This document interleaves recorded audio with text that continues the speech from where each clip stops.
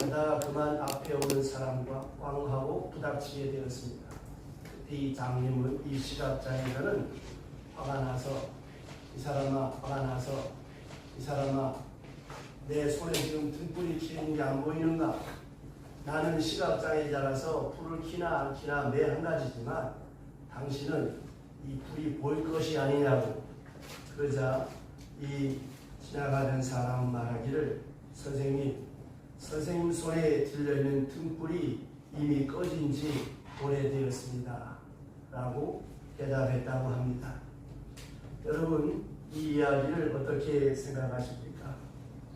내 자신을 보호하기 위해서 내 손에 내 나름의 안전장치, 보호장치, 내 생의 보호를, 내 생의 방어벽을 내가 구축하고 살아가는데 어느 사이에 내 손에 들려있는 등불이 꺼진 것처럼 내 생의 보호막, 내 생의 방어막이 다 손실되고 또 들고 있는 것이 무가치하고 아무런 효력을 발생하지 못하는 것을 우리가 느끼고 경험하며 살아가고 있고, 또 하나는 그것이 지금 현재 능력을 발휘하는지 나에게 도움이 되는지 그거를 인식하지 못하고 살아가는 데 문제가 있다고 하는 것입니다. 많은 사람들이 세상을 살아가면서 위기를 느낍니다. 고민도 합니다. 계획도 세웁니다. 그런데 뭔가 준비해야 되겠다라고 늘 생각을 하지만 결정적인 시간에 내게는 마치 꺼진 등불처럼 아무것도 없는, 아무것도 준비되지 못한 그런 어리석음을 범하며 우리가 살아갈 때가 많다고 하는 것입니다. 그래서 세상 사람들은 자기가 태어난 자기 자신의 생을 저주하기도 하고 원망하기도 하고, 나도 좀 부잣집에 태어났더라면, 나도 좀 공부를 많이 했더라면, 나도 좀 높은 권세가 있었더라면, 이런 한스러움에 매여 살아갈 때가 참 많습니다. 그래서 오늘 시 말씀에 보시면 무릇 이 길을 밟는 자는 평강을 알지 못하느니라. 내게 정말 뭐가 힘이 되고 능력이 되고 뭐가 형통케 하는 길이고 뭐가 평화의 길인지, 평강과 형통과 번영과 행복을 원하면서도 그 길을 모르고 있다라고 하는 것입니다. 여러분, 얼마나 우리나라 사람들이 공부를 많이 하고 머리가 좋습니까? 뭐 세상이 어떻고 역사가 어떻고 경제가 어떻고 누가 어떻고 다 잘합니다. 그런데 이 속담처럼 등잔 밑이 어둡다고 정작 자기 자신의 생명, 자기 자신의 영적 생명에 대해서는 그렇게 무시할 수가 없다고 하는 것입니다.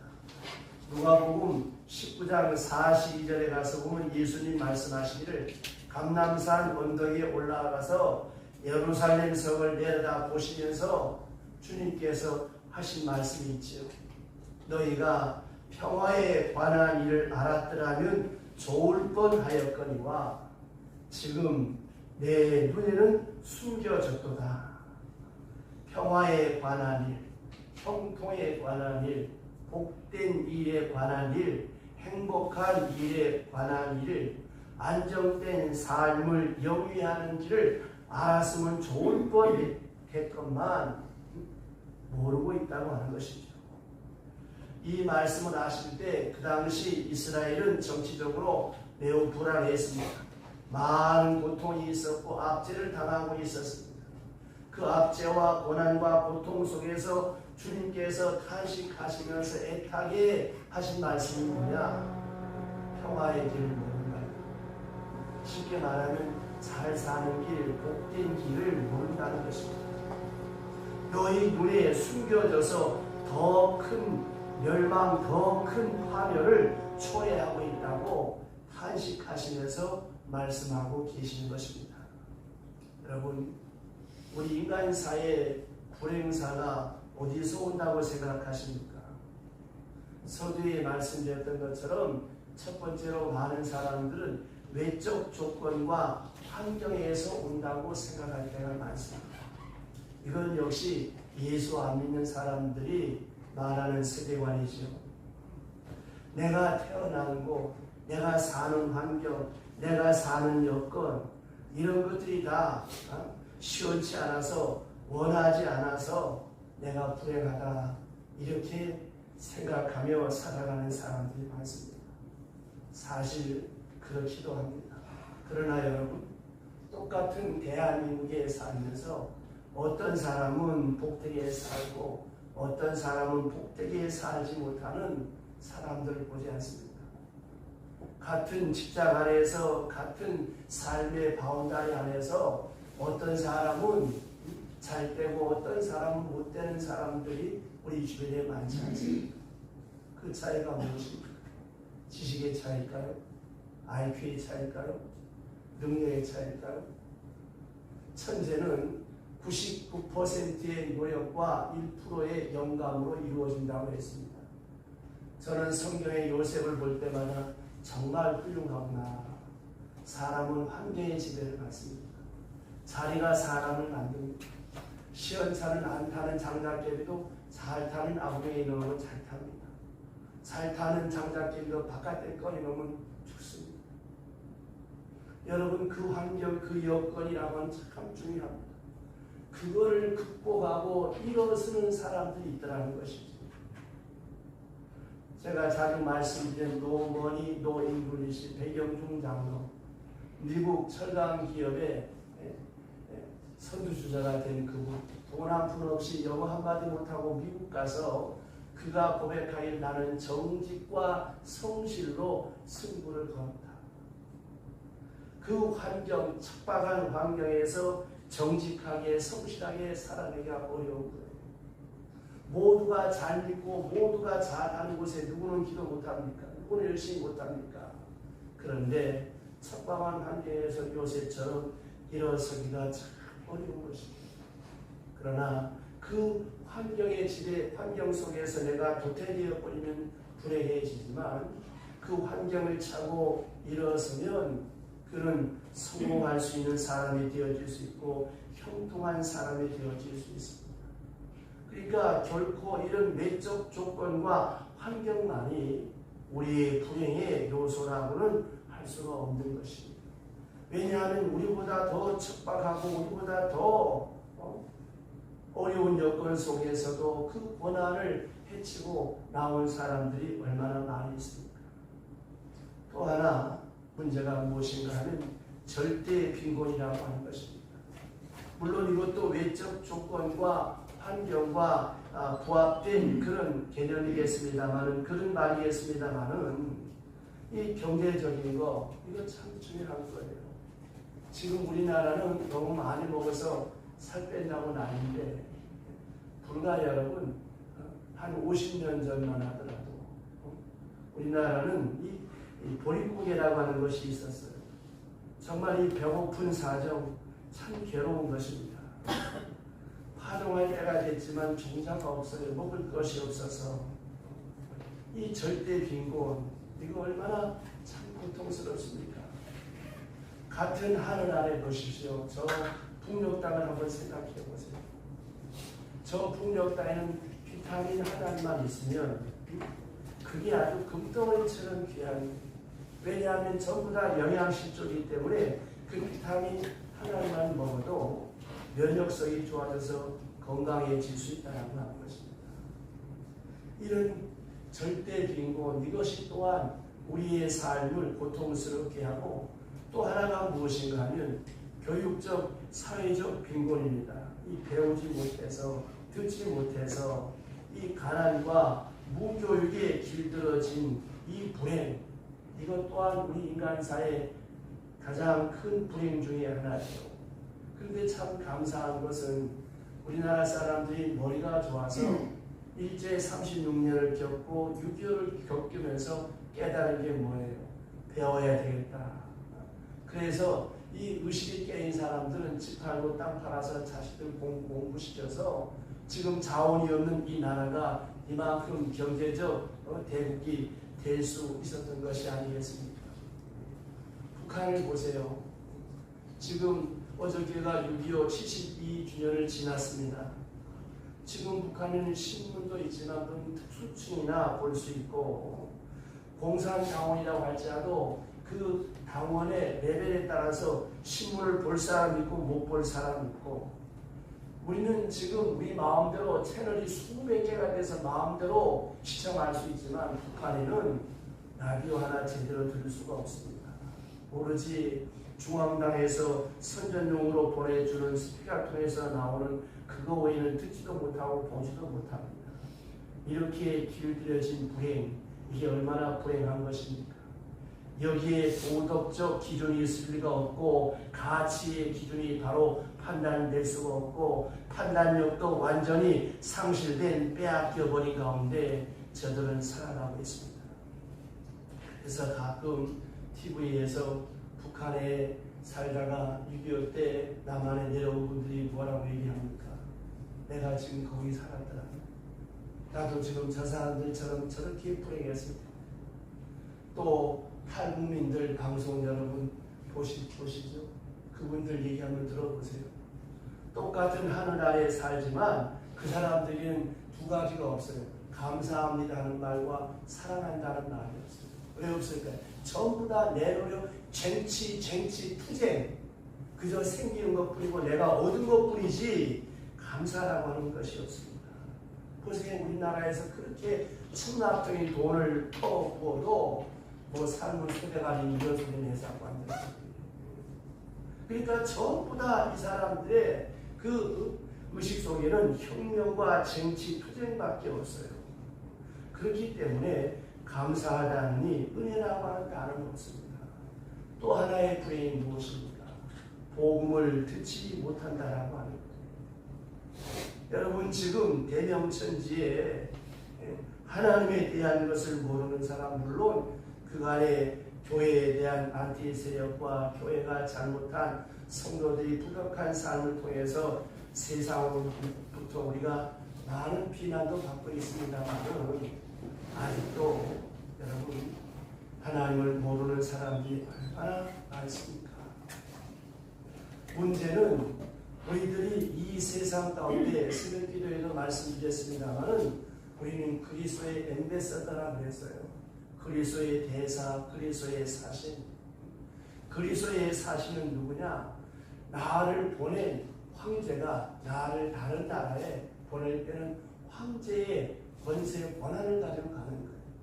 내 뒤에는 전능하신 하나님, 만왕의 왕인 하나님께서 나를 자녀 삼아주시고 하나님의 백성 삼아주셨다라고 하는 분명한 구원의 확신과 믿음의 확신을 가지고 아직도 교회에 대한 잘못된 이해 또 복음을 듣지 못한 사람들에게 복음을 전할 수 있는 그런 성도들이 되어져야 하는 것입니다. 왜냐? 복음을 듣지 못하면 하나님을 알지 못하면 인생관과 가치관과 세계관과 목적관이 바뀌지 않습니다. 그래서 불행한 사건을 만나도 어떻습니까? 다 세상 탓이고 환경 탓이고 내 팔자 소관이고 내가 잘못 태어난 거고 가난한 집에 태어난 거고 많이 못 배운 거고 돈 없는 거고 힘 없는 거고 이렇게밖에 안 되는 거예요. 그러나 하나님의 말씀을 듣게 되어지면 모든 곳에서 새로운 회복과 사명을 발견할 수 있기 때문에 우리가 하나님의 말씀을 들을 수 있도록 우리가 복음 전하는 일에 열정을 다해야 되겠다고 하는 것입니다. 자, 그렇다면 이렇게 생태학적으로 환경을 통해서 불행이 온다고 생각하고 무지에서 불행이 온다고 생각하고 못 배워서 불행이 온다고 생각하고 또 하나 복음을 듣지 못해서 불행한데 그러면 하나님을 믿는 사람들에게 불행은 무엇입니까? 간단하죠. 자기 소원이 안 이루어진다고 해서 내가 기도하고 내가 뜻한 바대로 안 된다고 하나님을 원망합니다. 어느 사이에 신앙 고백을 하면서도 하나님을 원망하는 체질로 바뀌어져 버리고 맙니다. 이게 바로 구제받을 수 없는 불행입니다. 하나님께서 이스라엘 백성들을 애굽에서 구원해서 광야에 내다 놓고 40년 동안 훈련을 시키십니다. 왜 훈련을 시키셨고 어떻게 훈련을 시키셨으며 하나님이 바라는 하나님의 소원은 무엇입니까? 성자가 되라는 거예요? 천사가 되라는 거예요? 아닙니다.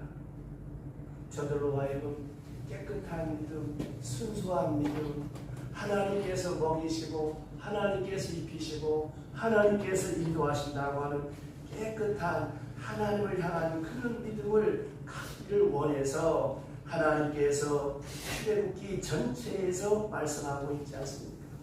그렇다면 그 깨끗한 믿음, 하나님이 원하는 믿음은 무엇입니까? 광야 40년 동안 그 40년을 지나면서 하나님이 원하시는 것인 거예요.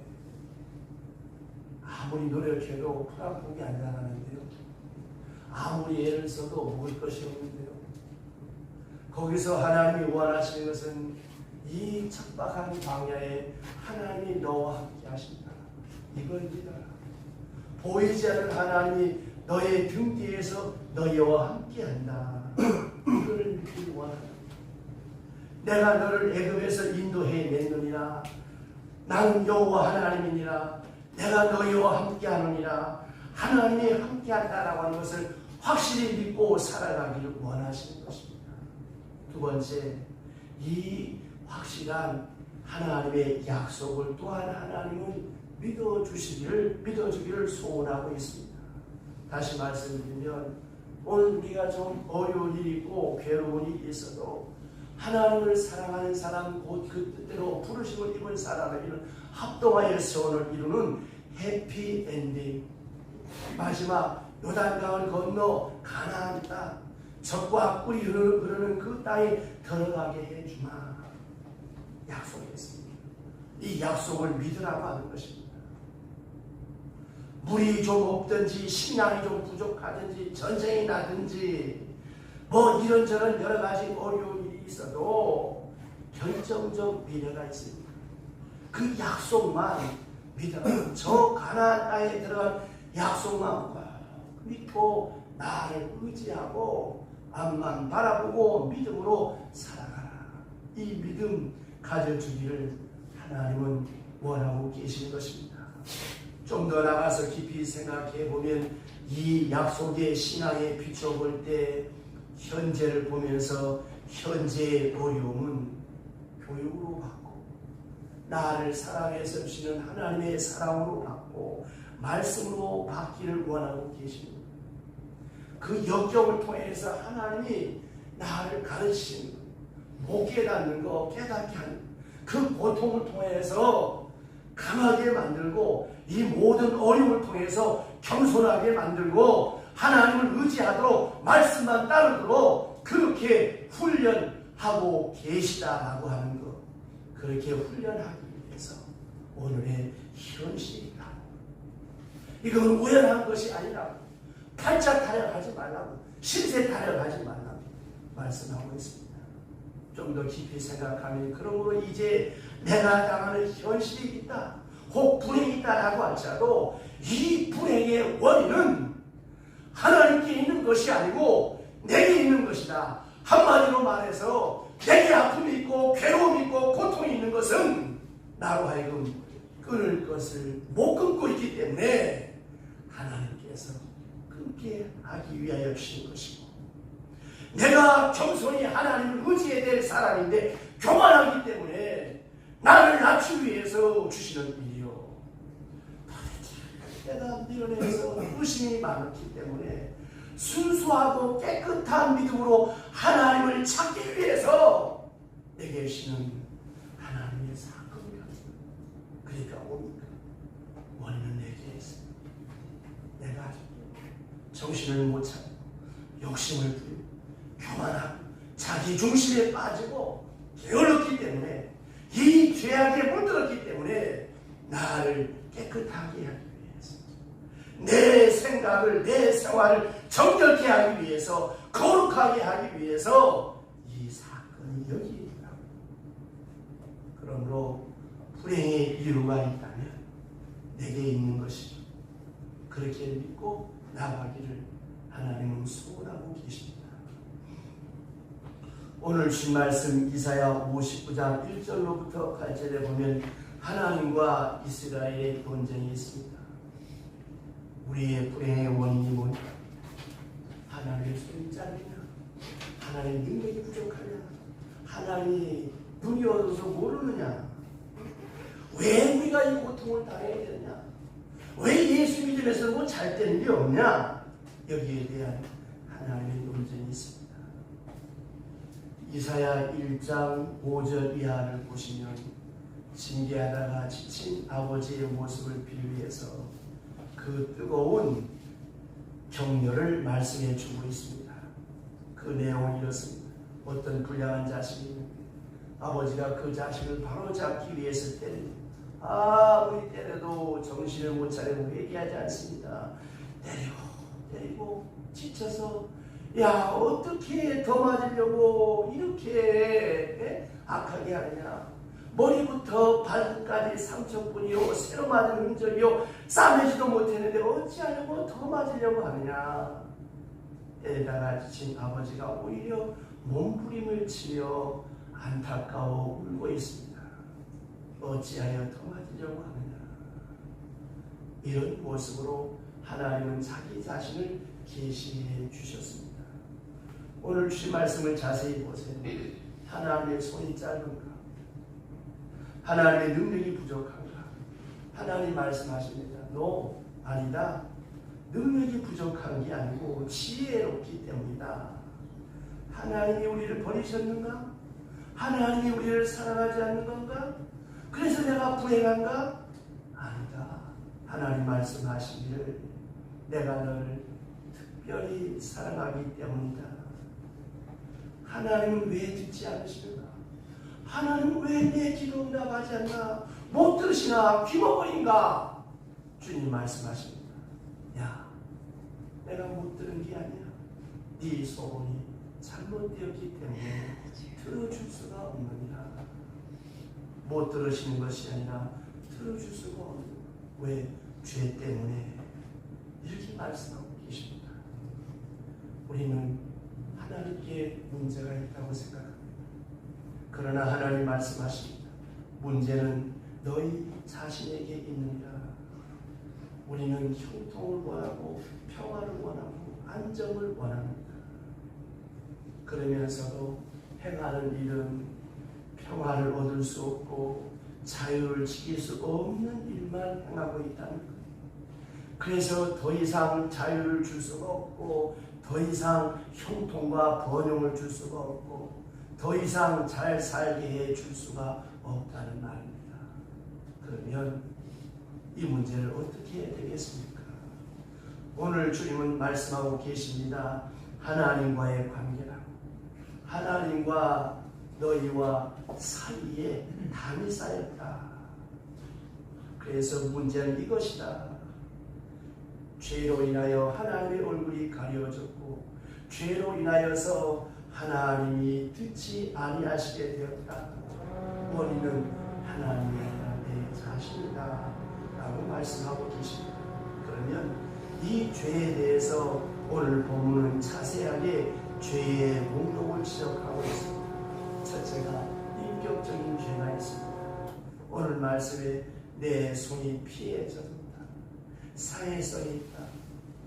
그의 행동은 남을 해하려고 하는 그런 행동, 가해적인 행동. 여러분 알게 모르게 우리 손에 피가 많은 것입니다. 우리가 손으로 남을 잘못해야 할 때가 많습니다. 또한 입술은 거짓되어서 독설이 있고 험담이 있고 비방이 있고 입만 열면 악이 튀어나옵니다. 손으로 지은 죄, 입술로 지은 죄, 세 번째 인격적인 죄가 있습니다. 남을 멸시하고 무시하며 스스로 자기 자신의 우월감 속에 도취되어 살아가는 자기 교만의 죄. 그런가 하면 의지함의 죄가 있습니다. 허망한 것을 의지해. 여러분 무엇을 믿고 있습니까? 기술을 믿습니까? 경제를 믿습니까? 과학주의를 믿습니까? 내가 의지하는 것이 무엇입니까? 내가 이 어려운 세대에 무엇을 의지하고 있습니까? 많은 사람은 다 돈의 노예가 되어 살아가. 돈을 의지하고 살아가. 여러분 그것도 참 좋은 거지만 그게 여러분 우리에게 궁극적으로 모든 문제를 해결해 주는 것입니다. 갖고 싶다고 되어진 것도 아니고 벌고 싶다고 벌어지는 것도 아니고 그리고 쌓아놓는다고 해서 내 거 되는 것도 아니고 그러니까 우리 주변에서 그런 걸 막 보고 있지 않습니까? 내가 뭘 의지하냐 말입니다. 여러분 우리의 생활 속에서 이렇게 알게 모르게 습관화되어 버린 이런 잘못된 악행들이 너무 많다라고 하는 것입니다. 어디 이 세 가지 뿐이겠습니까? 말씀의 거울 앞에서 성령의 조명하심 앞에서 한번 나를 여러분 살펴보세요. 내게 무엇이 문제가 되어지는가? 여러분 우리는 많은 고통과 위기를 느끼고 당할 때가 많습니다. 그때마다 뭘 생각하십니까?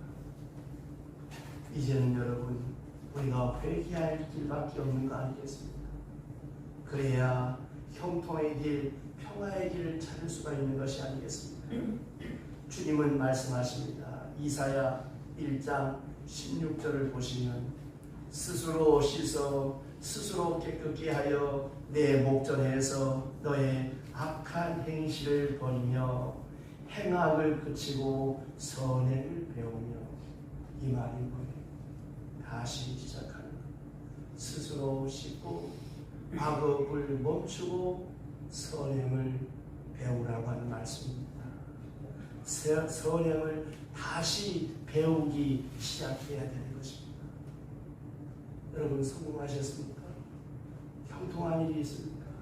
찬송하십시오. 아프고 괴롭고 쓰라린 실패가 있습니까? 기도하십시오. 뜻대로 됐다고 생각하십니까? 감사하십시오. 뜻대로 안 되는 일이 있습니까? 하나님 앞에 두 무릎을 꿇고 생각해 보세요. 아는 길을 가고 있습니까? 기뻐하십시오. 왜 내게 이런 일이 있어야 되는지 모르겠습니까? 이제 무릎을 꿇고 회개해야 합니다. 하나님과 우리 사이에 담을 걷어내야 합니다. 그리하여 깨끗한 심령이 되어야 할 것입니다. 그럴 때에 내 죄 사함 받았느니라 하는 말씀이 들릴 때까지, 내가 너를 사랑한다 하는 말씀이 들릴 때까지, 내가 처한 처지, 내가 너를 특별히 사랑하기 때문이다. 이 음성이 들릴 때까지 엎드려야지. 오늘 내가 처한 처지는 하나님께서 나를 저주하셔서 심판하셔서 주신 것이다. 나를 누구보다 특별히 사랑하시기 때문이라고 하는 사실을 깨닫고 감사할 수 있을 때까지 회개하고 깊이 하나님 앞에 문제를 바로잡아야 할 것입니다. 여러분, 우리의 생과 화복은 하나님이 주관하십니다. 역사의 주관자는 하나님이십니다.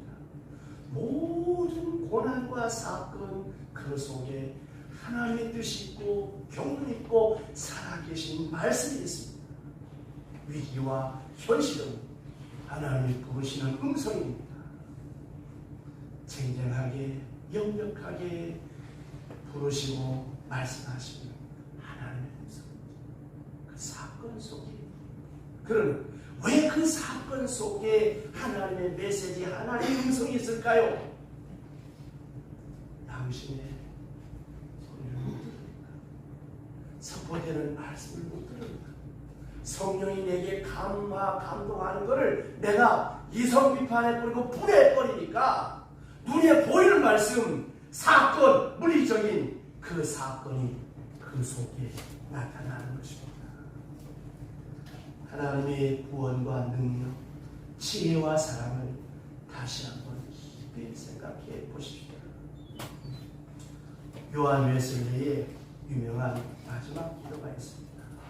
주님, 주의 사랑이 고통 중에 저의 평안이 되게 하옵소서. 주의 사랑이 저의 약함 중에 저의 힘이 되게 하옵소서. 인생의 경랑이 멈추는 날 주님 그 중대한 순간에 삶에서와 같이 죽음에서도 저의 안내자가 되시옵소서. 주여 저를 구원하옵소서. 기도합시다. 하나님